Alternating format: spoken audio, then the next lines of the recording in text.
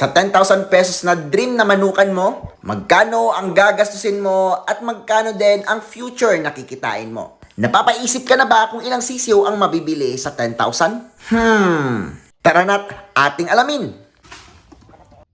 Ito ang update natin sa ating mga biik. Malapit na rin sila mag 1 month dito sa atin. Ang mga biik na to ay gagamitin natin para sa handaan sa December. Pre-starter pa yung kinakain nila. Hindi pa sila pwedeng bigyan ng maraming feeds, baka kasi ma-overfeed. Hindi ko na malayan, meron pa silang natirang pre-starter feeds. Maraming tanim dito sa probinsya. At halimbawa, merong natira sa inyong mga pagkain, pwede niya ring ibigay sa inyong mga alagang manok. Masarap talaga ang buhay dito sa probinsya kasi pwede ka magbigay ng mga alternative feeds sa inyong mga alaga. Prutas na mayaman sa vitamins. Sa ganitong pamamaraan, talagang makakatipid tayo. At lagi niyong tandaan, basta't quality yung feeds at nakakatipid tayo, mas malaki yung kikitain natin. After ng ilang oras, may dumating na buyer dito. From Davao City at kukuha ng 200 na sisiw. Ilang oras siyang bumiyahe para lang dito. Dito kasi sa manukan natin, wala tayong shipping. Sa shipping kasi minsan, sa mga daan, merong mga aberya. Mas maganda talaga kapag farm gate para ma-double check ng mga buyers natin at makita nila yung setup natin dito sa manukan. Sa mga malalayo naman, wala namang problema dahil meron tayong travel to permit. At syempre yung inintay natin, ang grasya. Maraming salamat sir. 200 plus na sisiw going to Davao. Marami na rin taga Davao yung bumibili dito pang materialis nila at dagdag sa kanilang manukan. Maraming nagtatanong sa atin kung magkano or ilang sisiw yung mabibili mo sa halagang 10,000 pesos. At yung worth 10,000 pesos na sisiw mo, magkano ba yung magagastos ang magiging breeder siya? No? At magkano yung kikitain mo kapag breeders na sila? Susundin pa rin natin yung standard price ng mga sisiw na 100 pesos each. So magkakaroon ka ng 100 na sisiw sa 10,000 pesos mo. Kapag ganito palang kaliliit yung mga sisiw, hindi pa po ito malakas kumain. Konting-konti lang po yung kinakain nito. Lalakas lang po yung sisiw na kumain kapag nasa 3 weeks old pataas na siya. Yan. So, kahit maging 100 pa to sila, konting-konti lang, no? Siguro sabihin natin, first 2 weeks, 1 kilo goods na para sa kanila. Yan, no? Every day, no? 1 kilo of feed. So, yung 1 kilo, nasa 44 to 45 pesos yung magagastos nun. And after 3 weeks, sabi ko, malakas silang kumain. And kapag malakas silang kumain, nagbibigay naman tayo ng organic na patuka, katulad ng corn grits. Sinahalo po natin sa kanilang pagkain para makatipid din po tayo. After 6 months, yung mga sisiw na nabili mo, magiging breeders na po yan. Sabihin natin, sa 100 na sisiw, no? Sa 6 months, merong 180 days at sabi ko nga kanina, kapag konti pa lang, maliit pa lang sila, yung mga gastos mo na sa mga 1 kilo lang, no? Hanggang 2 weeks. Yan, sabihin natin, kahit 200 pesos, kasali na lahat-lahat yung gamot tsaka vitamins, no? 200 pesos a day times 180 days, no? Bago sila maging breeders. So, gagastos ka ng 36,000 pesos. Yun yung mga gastos mo sa pagkain nila, vitamina, pati sa kuryente, araw-araw, hanggang sa 6 months, no? 36,000 pesos. Pumunta tayo sa exciting na part, magkano naman yung kikitain mo sa 100 na sisiw, no? Sabihin natin, sa 100 mong sisiw, no? May namatay doon, 10. So, 90 na lang sila. And sabihin natin, sa 90 mong sisiw, 30 doon yung lalaki, and 60 doon yung babae. So, kailangan mong mag-dispose ng mga lalaking manok. Kapag meron ka namang 60 na inahen, no? Tapos 30 na rooster, i-dispose mo yung 18 kasi 12 lang yung kailangan na rooster sa 60 dahil yung susundin natin na ratio is 1 rooster is to 5 hens, no? So, kapag dinispose mo yung 18 na rooster, 1,500 pesos yung standard price, magkakaroon ka ng 27,000 pesos, no? Yan, so 36,000 pesos yung ginastos mo sa pagkain minus 27,000 pesos na kinita mo dun sa 18 roosters na ibebenta mo. Pero advice ko lang sa'yo, yung 27,000 na kikitain mo sa mga roosters, no?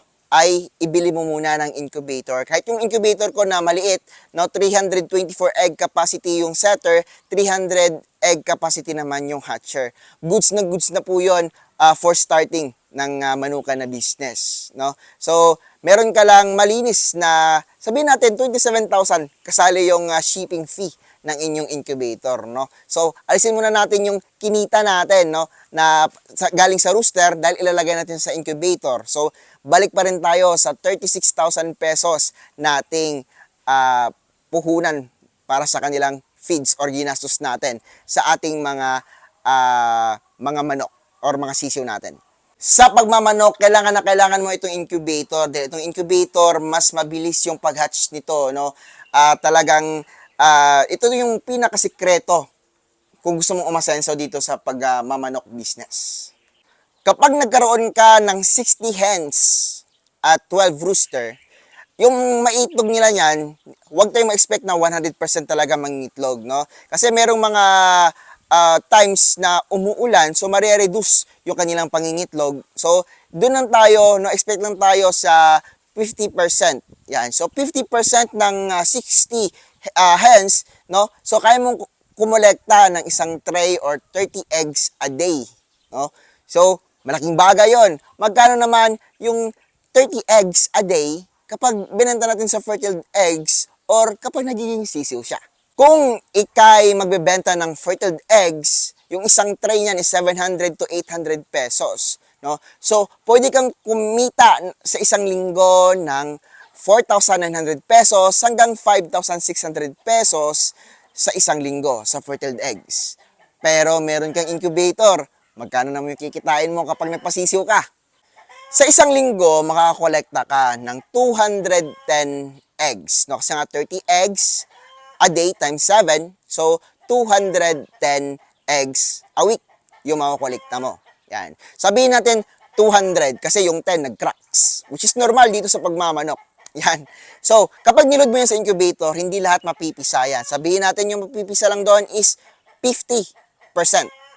Yan. So, 200 divide to 100 yung mapipisa. No? So, sa 100 na yan, bibenta mo ng 100 pesos each, magkakaroon ka ng 10,000 pesos every week. Sa isang buwan, kaya mong kumita ng 40,000 pesos. No? So, yung ginastos mo na 36,000 pesos, mababawi agad siya, no? Sa isang buwan lang. Yan, kasali na yung kuryente doon. Yan, no? Tapos, after a month naman, mababawi mo yung puhunan na 10,000 pesos mo doon sa sisiw. No? At tuloy-tuloy na yung kikitain mo. No? Ganyan kaganda itong pagmamanok dahil mabilis dumami itong mga manok natin basta't meron lang tayong alam sa pag-aalaga ng manok. No? Kailangan talaga maganda yung patukan nila. No? Maganda yung patukan na ginagamit natin. May tamang vitamins, may tamang pabahay, at syempre, incubator.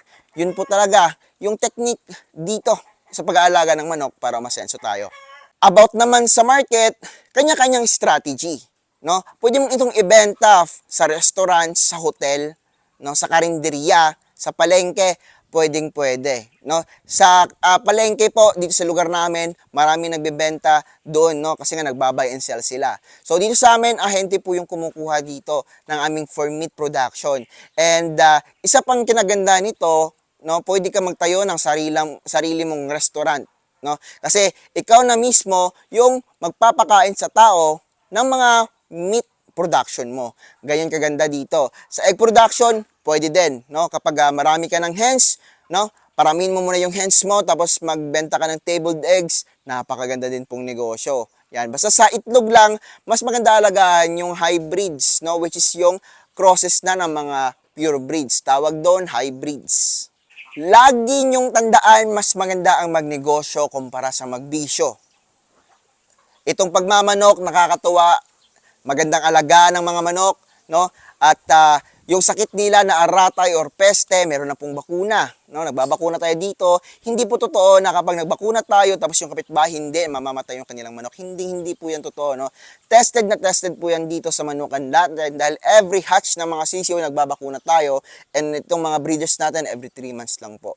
Marami na rin naging successful dito sa pag-aalaga ng manok. Basta alam mo lang at dapat wais ka talaga sa mga desisyon natin. At dapat talaga magtipid, no? Kasi nga kapag nakabenta ka dito tapos sinunod mo yung luho mo, posibleng malugi ka. No? So dapat tiis muna hanggang maparami sila, lalaki yung income mo, doon pwede mo nang haluan ng luho mo. Dito din sa pagmamanok, pwedeng malibre ang ulam mo everyday, katulad sa itlog. No, breakfast mo, no, pwede. Yung itlog nga, kahit breakfast, tanghalian, hapunan, pwede, pero magsasawa ka rin. Yan. Manok, pwede din, no, kasi nga, minsan, may napipilay na manok kapag nagsisparing yung mga rooster, kaya yun, makakain tayo ng manok. Kapag fresh na manok, pwede din, kapag marami ka ng manok. Kapag nagustuhan mo yung video natin, may mga videos pa tayo, no, na mas nakaka-inspired pa at marami kang matutunan dito sa YouTube channel natin at sa Facebook page. No, maraming salamat sa lahat ng mga sumusuporta. Maraming salamat. God bless us all. Bye-bye po.